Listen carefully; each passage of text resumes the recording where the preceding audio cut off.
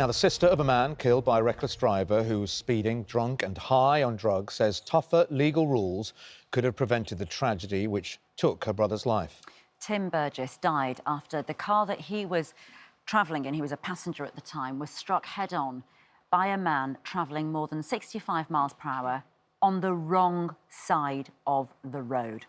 Now, 10 days before this, the same driver that killed Tim had crashed into a stationary vehicle when he'd also been intoxicated with drink and drugs. But remarkably, he was allowed to drive again whilst he was on bail. Tim's sister, Linzi Stewart, is calling on the government to toughen the laws around dangerous driving, and she's with us now alongside Chris Seaton, who is advocating for better drug drive testing. Linzi, thank you very much for joining us this morning. Thank you. It must be really... I mean, to lose your brother in such a way has got to be horrific, but to know that one fairly straightforward decision could have prevented it, and it could have stopped what happened.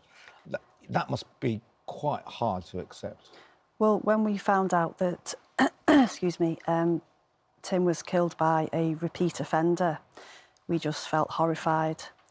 Why was this man not remanded in custody? Why didn't he have any bail conditions placed on him? Why did he still have a driving licence? It's just absolutely shocking. So just tell us what actually happened then. So where was Tim going and what actually happened that day? Tim was going with his girlfriend to buy a new car. He was in the passenger seat, she was driving, plodding along quite slow, and the offender came on their side of the road, overtook a van on a blind bend and smashed straight into them head-on. And Tim died within about a minute of multiple injuries.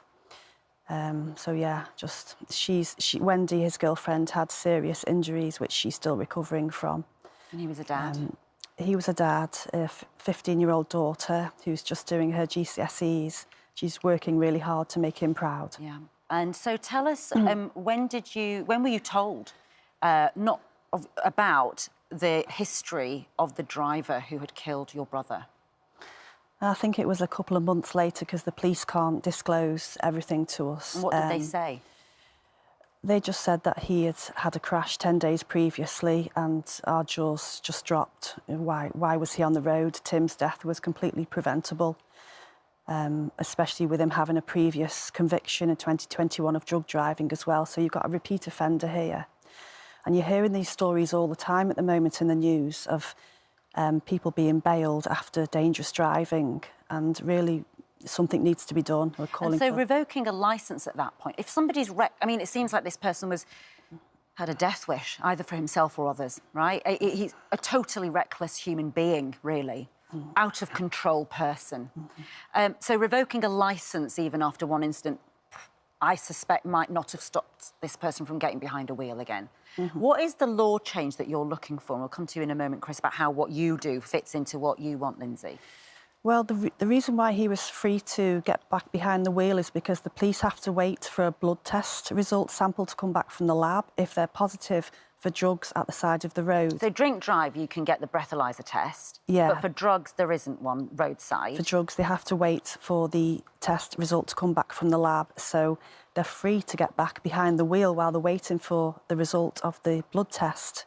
So he got back behind the wheel, and Tim is dead because of it. So in France and Australia, they have a system with an evidential saliva sample test where they take the sample at the side of the road, and if it's positive, the offender can be charged and prosecuted within 2 or 3 days. Where is this? This is France and Australia, much far better system, which we could really do with that in this country. Do you think we could get that here, Chris? Yeah, well, that's what we're asking for. I think that Linzi just mentioned that evidential saliva, and at the moment you take a roadside screen which is saliva-based. You then have to go, if you're positive, you go back to the police station to have your bloods taken. That process can take up to 6 months, and the suspect is able to drive during that period. So you've got someone on the road that's suspected of drink driving. Once the bloods come back, you can then go through the court and you can be charged, and you lose your licence for a minimum of 12 months. Saliva, as Linzi just said, is used in Australia and France. That process, the the process of actually analysing saliva is a lot quicker and easier than bloods. And equally reliable? Is it? Yes, Yeah. absolutely. Yeah, forensically as secure as blood. And you know, and as Lindsay said, it's successful in Australia and France, and very, very small number of reoffending in both of those countries. Because the justice process is sped up, essentially. Indeed, absolutely. So are you saying that what should have happened is that perhaps this test was done and then they put him behind bars there and then, awaiting an appearance in front of a judge within the next 48? Is that what you're saying? What are you going to be... Because you have actually been in contact with the Home Office, haven't you? Tell us what happened yesterday. I've written to the Home Secretary asking this critical issue to be debated in Parliament, and she responded to me late last night saying that I'm invited to discuss it with the Policing Minister about law changes regarding dangerous drivers. Yeah. I'm not sure what exactly they would be, whether that would be revoking licences, remanding offenders until they're dealt with at the time so they don't become repeat offenders. So keeping them behind bars until the results of those tests come back, or that they go in front of a court? I mean, because we know the justice system is slow and our prisons are full, so there'll be a lot of pushback. Morally, of course, people will be on your side, but one will wonder how on earth. Well, if this offender had been dealt with 10 days previously, possibly had a short jail sentence or his punishment, Tim would still be alive. He wouldn't be in jail now for 12 years. All the lives wouldn't be destroyed if he'd have been dealt with at the time. Tags, curfews. Yeah, just something. And just give me the example of what happens briefly in Australia and France. What is it actually done there? Yeah, so the saliva sample is sent away for laboratory testing in the same way that our bloods are in the UK. That comes back a lot quicker, and then they're able to charge the driver and remove that driver from the roads. It's exactly what we need here in the UK. We need to speed the system up. Yeah. We have to be very proportionate and realistic about, you know, how quickly we can do that. But we can do it a lot quicker than we are doing presently. And just to point out that in the last 10 years, there's 33,000 drug drivers that have reoffended.